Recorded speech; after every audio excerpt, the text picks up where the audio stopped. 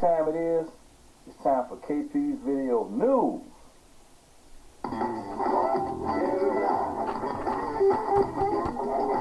KP's Video News, y'all. KP's Video News, y'all. KP's Video News, y'all. Yep.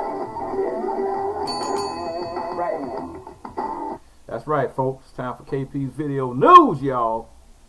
And you know how I do, y'all.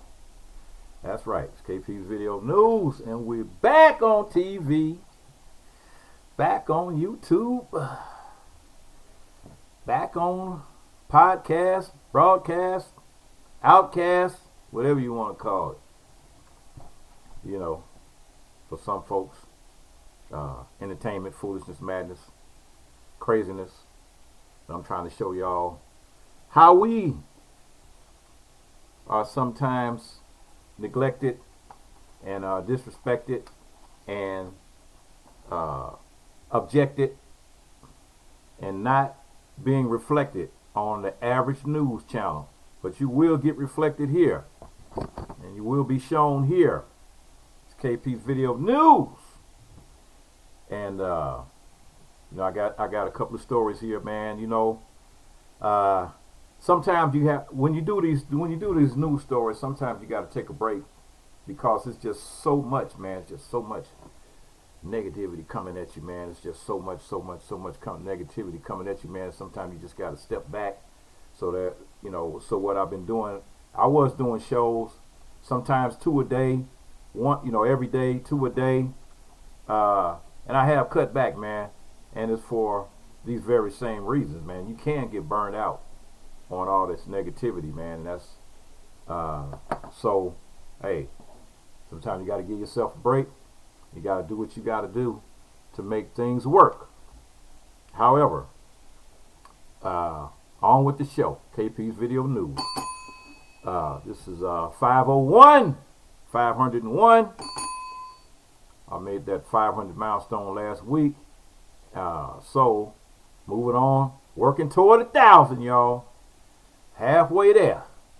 All right, we got a ex-Louisiana trooper who hit a black man 18 times with a flashlight has been indicted on civil rights violations. That's right.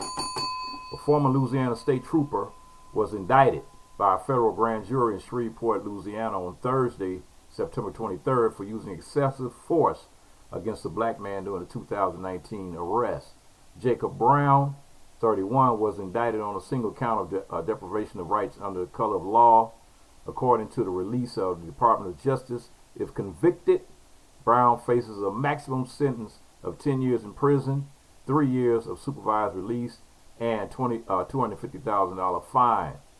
Federal investigators into the deadly and violent incidents involving Louisiana State Police and arrestees remain open and ongoing.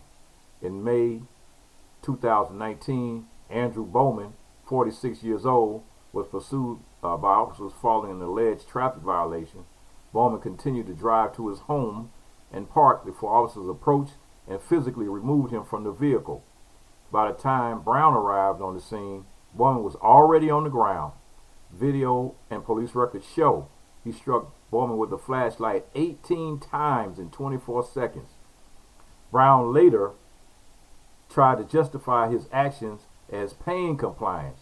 No weapons or drugs were found in the vehicle. Bowman still faces a list of charges, including battery of a police officer and resisting arrest. He has filed a federal lawsuit against the state police and other law enforcement involved in the arrest, alleging unreasonable, unnecessary, and negligent behavior from the officers involved, and claims they could have used verbal commands and other tactics to de-escalate the situation. Louisiana State Police said detectives learned that Brown failed to report the use of force to his supervisors and mislabeled the footage of the incident, and Officer Brown resigned in March of 2021. Bowman's violent arrest happened 21 days after Louisiana troopers from the same unit as Brown engaged in a deadly encounter with 49-year-old Ronald Green. Troopers attempted to pull Green over near the University of Louisiana, Monroe, May 10, 2019. The man didn't stop. A chase ensued that lasted for 20 miles, and Green eventually veered off the road and crashed his SUV into a ditch. And according to his family's lawsuit, Green was beaten, shot multiple times with a stun gun, and brutalized during a violent encounter with troops after the crash. He died from cardiac arrest on the way to the hospital, and his death was ruled accidental by the coroner's office. Police initially said Green died due to injuries sustained from the car crash, but footage published by Associated Press in May shows he was beaten, tased, and dragged by officers before he died. Brown also has been charged in the beating of a 29-year-old Antonio Harris, who was arrested following a high-speed chase in May 2020. Since 2015, all but 4 of Brown's 23 use of force incidents targeted black people. So out of 23 use of force incidents, only 4 of them were incidents that were not black. Federal prosecutors are reviewing both Bowman's and Green's cases as they investigate the Louisiana State Police over allegations of police brutality and cover-ups. Get them! Get them, Jack. Get them. Standing along those, well, let's see here. Well, I'm just going to stay on point.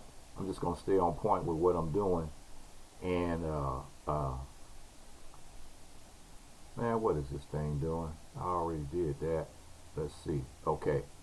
L.A. County. This is L.A. County District Attorney plans to dismiss 60,000 past marijuana convictions. And the nation's largest prosecutor's office is moving to dismiss roughly 60,000 marijuana convictions, the latest step to undo what some reform advocates consider the damage caused by narcotics enforcement carried out before Californians voted to legalize marijuana.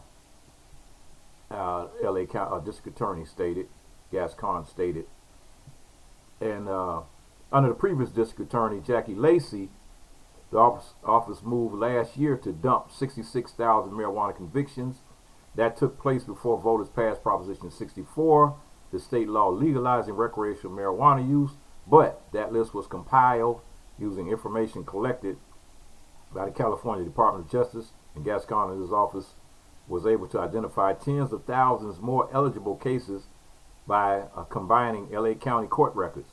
Dismissing these convictions means possibility of a better future for thousands of disenfranchised people who are receiving this long-needed relief, Gascon stated in a statement. It clears the path for them to find jobs, housing, and other services that previously were denied to them because of unjust cannabis laws. Gascon has long championed efforts to reverse what he sees as a racially disparate and overly punitive effects of the nation's war on drugs and war on minorities. While serving as San Francisco's top prosecutor, he sought the dismissal of nearly 9,000 felony and misdemeanor marijuana convictions that were processed before the passage of Proposition 64. As part of that effort, Gascon partnered with nonprofit tech organization Code for America, which developed an algorithm to analyze county data and identify cases eligible to be cleared under Proposition 64. About 20,000 convictions expected to be expunged under Gascon's Monday order were felony possession for or cultivation of marijuana, and the spokesperson for LA County District Attorney's Office stated the remainder were misdemeanors filed in jurisdictions that do not have their own city's attorney's office. She said it was unclear how far back the case review went, but while in San Francisco, Gascon sought to overturn cases dating back all the way back to the mid-70s. So this is ongoing. This is ongoing, and so they stated the goal, well, with all of this, was to really to try to do the expunge work once a month, looking around it and across the city, and how long this is taking, and how much money we continue to see raked in by the cannabis industry, and it still doesn't sit well until all those records are actually expunged. So you got to get rid of all those old arrest records, man. That they have people that were arrested for marijuana, and I don't know how far that the LA County is going to go back, but like he said when he was district attorney in Frisco, stated that he went all the way back to 1970. So I don't know, man. Some people are still in jail since the 70s for marijuana. That's a long time. Okay. Next story. The FBI is investigating the arrest of a black man in which 3 white officers let a police dog repeatedly bite him. And Woodson Terrace Police Chief Randy Halstead stated that his department was fully cooperating with the investigations being conducted by the FBI and the St. Louis County Prosecutor's Office. The moment was captured on video by a bystander and later confirmed in a statement that the dog had repeatedly bit the man. The video shows the man being arrested on September 20th with the police officers leaning over him and over a car while another officer stands there with the dog. The officer then lets the dog go, and the man is already on the ground. I mean, if you're already on the ground, how much more can you possibly surrender? You're already on the ground. You're no threat. So back to the story. The officer then lets the dog go toward the man, and the dog bites him as the man grabs his ankles and says, "Help." The officers do not intervene. The officers then push the man back to the ground, and the dog pulls his leg, and the officer pulls the dog back and then releases it again before eventually removing the dog from the man. And the city of Woodson Terrace Police Department said in a statement after the arrest that the man was under the influence of a narcotic and he resisted arrest and threatened officers. It's one guy and about 5 officers over there and a dog, but he's threatening the officers. Man, sometimes you got to read between the lines, folks. You got to read between the lines. And the video does not appear to show the man resisting arrest. The police also said that a local business had accused the man of trespassing, and the man has not been charged with any crimes.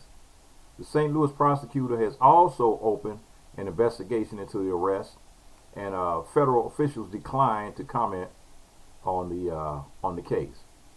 So, I'm telling you, man, you can't make this mess up, man. Can't make this mess up. You just can't do it. It's really crazy. But this is the kind of stuff you got to go through. Walking while black in America. And this story here is really, really upsetting because this is a real conspiracy to disenfranchise black people of their homes and of their constitutional rights.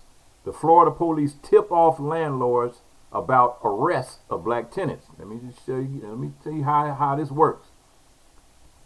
They've been exposed.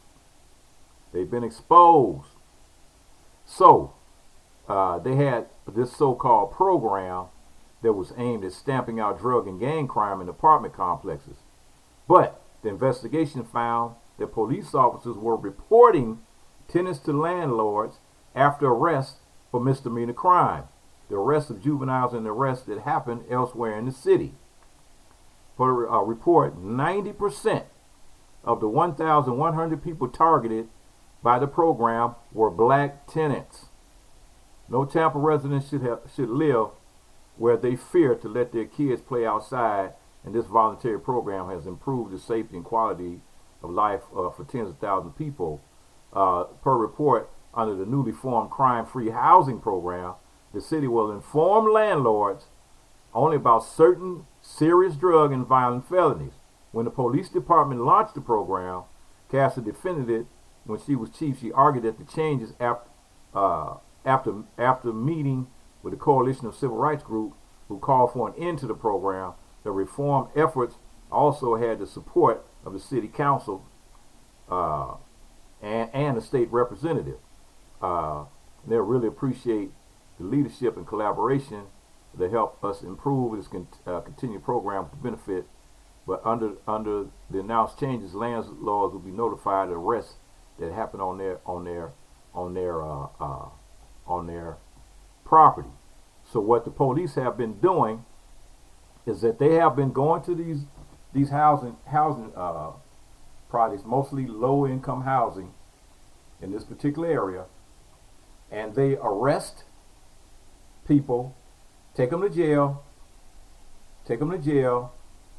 and then they turn in that information to the landlords, and the landlords under this program are able to evict the people because they got arrested, and then only to turn around and not actually file charges. So they arrest the people, tell the landlords this person's been arrested, the landlords evict them, and then they don't charge. The police don't press any charges. So it's just it's an abuse of authority, and they have been using this program to get black people evicted. Let me say it again: 90% of the 1,100 people that have been evicted under this program, 90% of those people were black. So, I mean, hey, the FBI and the Attorney General needs to be involved in this, because this is in Florida, and if you black, you might as well just go ahead on and pack, Jack, and leave Florida, because Florida, the rules and the laws that they're creating and they're perpetrating against black folks in Florida, man, it's just really asinine, and it's really a joke. It's really a total joke. I mean, how can you possibly justify coming up with these garbage rules and these garbage laws, and I mean, just to get people out?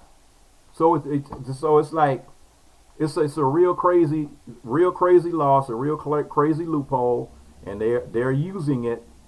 And what city was that again? That's Tampa, Florida, Tampa Bay, Florida. So, folks, I'm gonna leave that right there. This is KP Video News.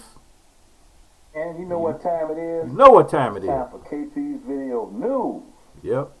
I gotta get them. Gotta get them every time. Catching them and busting them, y'all. KP Video News.